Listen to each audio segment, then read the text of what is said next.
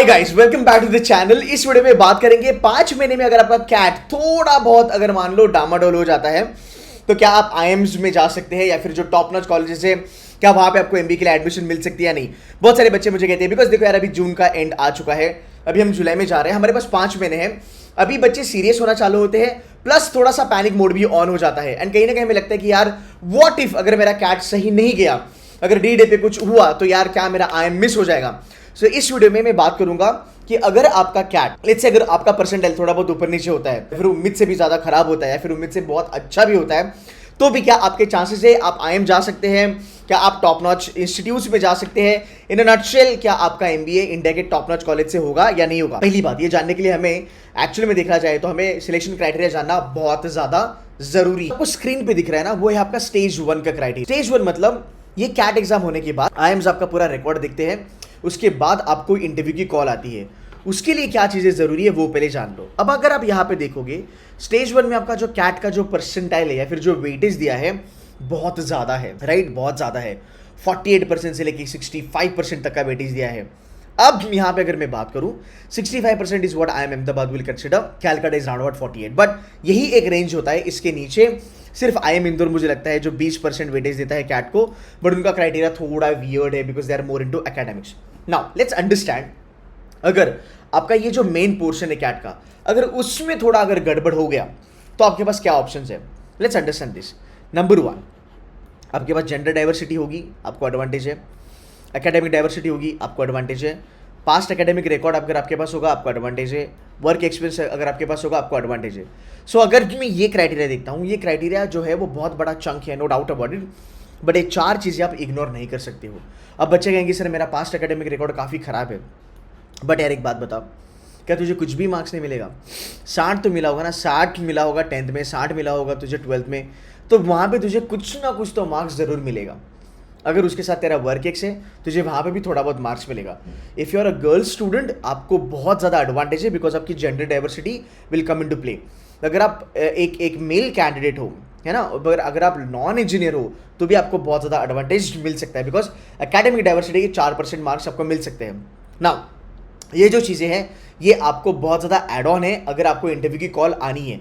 अब मान लो कोई मुझे बच्चा कहेगा सर मेरा तो एकदम ही सब चीज़ें मेरी खराब है, अब बताओ मुझे क्या करना है। देख इन दैट सिनेरियो तुझे कैट में थोड़ा बहुत करना पड़ेगा जहाँ तक मेहनत का सवाल है। बट क्या सर मुझे 99 परसेंटाइल के लिए गन करना पड़ेगा, क्या मुझे 98 97 ही लाना पड़ेगा?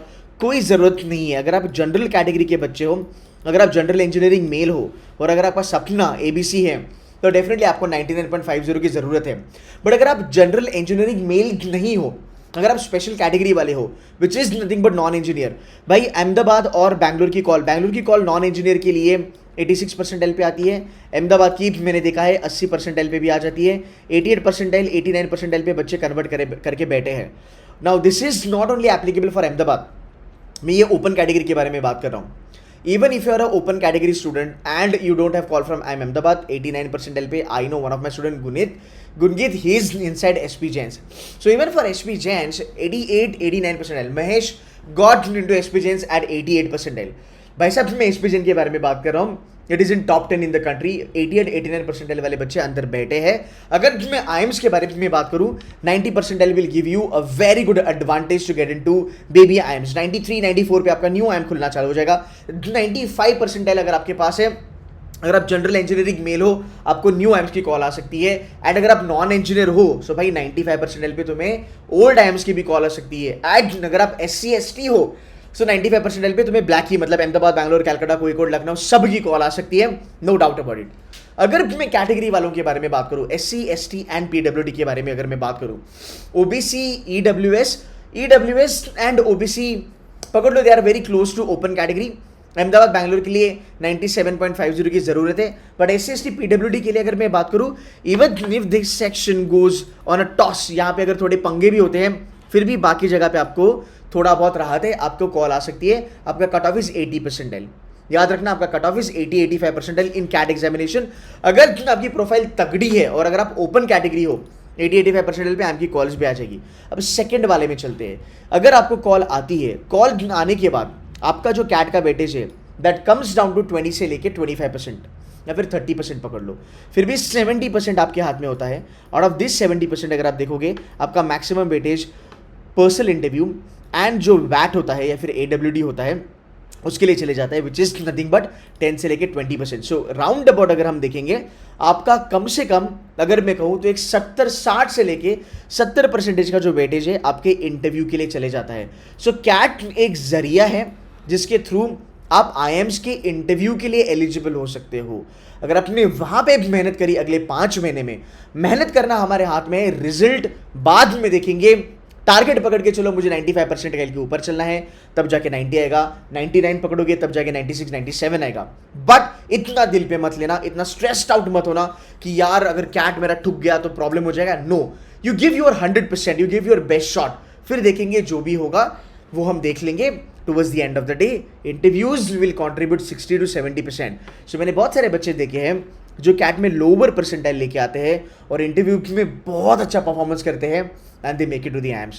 On the other hand, I have also seen students scoring 99 percentile in CAT but not taking their interview seriously and जिनका इंटरव्यू में परफॉर्मेंस अच्छा नहीं होता है और उनका IIMs नहीं होता है, बट उन्हीं के साथ ऐसे बच्चे IIM में चले जाते हैं जो ओपन कैटेगरी के भी होते हैं, कुछ बच्चे रिजर्वेशन कैटेगरी के होते हैं, बट उनकी इंटरव्यूज़ काफ़ी सही जाती है। As far as your interviews है कंसर्न, वो मेरा कंसर्न है, वो मैं देख लूँगा, वो मेरी जिम्मेदारी। इफ यूर C2C मेंटर का student, will take care of your interview, we will take care of everything. More than 1000 students currently sitting inside IIMs from C2C mentors at, अगर देखा जाए तो बहुत सारे top notch colleges like SIBM Pune and NMIMS and Bajaj and all that. You need to understand, अगले 5 महीने ज़्यादा stress ना लो, ज़्यादा ओवरलोड ना करना खुद को अनवांटेड इन्फॉर्मेशन से। मेक श्योर दैट आपकी प्रोफाइल अगर बहुत तगड़ी है, 90 से लेके 95 is a very good number.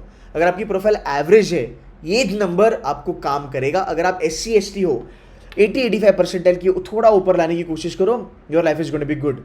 GeM, I understand being a very realistic mentor, right, 99++ is required. Sometimes 99.80 is also not enough for you to get a call from ABC, but बाकी के colleges के calls आपको आ जाते हैं। सो अगर ABC को थोड़ा side में रखेंगे तो जेम की लाइफ है, बिकॉज बाकी कॉलेजेस भी आपको मिल सकते हैं, नो डाउट अबाउट दैट। तो एक ओवरऑल सिनारियो अगर आप देखते हो कैट का जो मेन क्राइटेरिया है, कैट का जो कंपोनेंट है वो एक ही कंपोनेंट है। मैं मानता हूं कि वो बहुत ज़्यादा इंपॉर्टेंट कंपोनेंट है, there is no doubt about it, but बाकी चीज़ों को हम इग्नोर नहीं मार सकते हैं। सो आप एक मोटिवेशन ले सकते हैं कि यार आप ये सोचो, टेंशन लेके, एंग्जाइटी होके, फेक मोटिवेशन फॉलो करके, या फिर परेशान होके 99 का अनरियलिस्टिक टारगेट लेके अगर आप बैठोगे तो आपका 80-85 परसेंटाइल भी नहीं आएगा। बट अगर आप टारगेट करोगे कि व्हाट, मैं क्या कर सकता हूँ, मैं 90 से लेके 95 तक का परसेंटाइल में आराम से ला सकता हूँ, ये चीज़ें तुमको मोटिवेटेड रखेगी। ये होती है रियलिटी चेक। ये तुमको बताएगा कि भाई तेरी प्रोफाइल अच्छी है, तू ज़्यादा लोड मत ले। It is not necessary for you to score 99 percentile to get into IIMs। तेरी प्रोफाइल के लिए 95 परसेंटाइल भी काफ़ी है, बिकॉज जो तूने मेहनत करी है तेरी ज़िंदगी में अभी तक, वो कहीं ना कहीं रंग लाएगी तेरे लिए, वो कहीं ना कहीं तुझे कॉम्प्लीमेंट करेगी।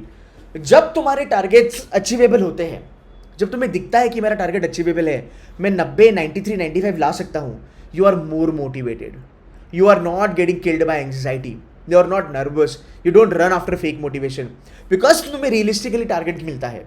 चल IIMs के बारे में नहीं बात करते हैं, IIM छोड़ दे। अगर आप एक एवरेज बच्चे हो, तुझे 90 परसेंटाइल का टारगेट करना है, तुझे MBA करना है ना, तो 90 परसेंटाइल का टारगेट रख। अगर तू कैटेगरी है तो तू IIM में चले जाएगा। अगर तू 90 परसेंटाइल का भी टारगेट करता है, अच्छी प्रोफाइल, सो तू टॉप नॉच IIMs में जा सकता है। अगर तू IIMs भी छोड़ दे, अगर तू टॉप नॉच नॉन IIMs के बारे में बात कर, SP जैन, MDI वगैरह वगैरह तेरे लिए है, बाकी के भी कॉलेजेस बहुत ज़्यादा तेरे लिए है। अगर तू थोड़ा सा नीचे उतरता है, राइट, ओपन कैटेगरी का बच्चा, you can still make it to B schools like Great Lakes, IMI New Delhi, you can make it to colleges like TAPME. These are phenomenal B schools and they are doing really good. There are a couple of non-IIMs in tier 2. They are doing better than baby IIMs and giving a very good competition to new IIMs. But एक चीज़ याद रखना, CAT is very important, but that is not the only thing. बाकी चीज़ें matter करती है। अब CAT का जो परसेंटाइल का टारगेट जो तूने लेके रखा है, उसका अगर तू प्रेशर लेगा तो तू परफॉर्म नहीं कर पाएगा। सो एक रियलिस्टिक टारगेट रख। अगर तू 90 से लेके 95 तक कर सकता है with very good motivation and positivity, you never know, अगर डे पे तूने अपना दिमाग सही रखा, वो एक पॉजिटिविटी रखी, सो तेरा 95 ना 98 में भी कन्वर्ट हो सकता है। You getting my point? याद रखो डी डे पे अच्छे अच्छे बच्चे स्कोर नहीं कर पाते। क्यों?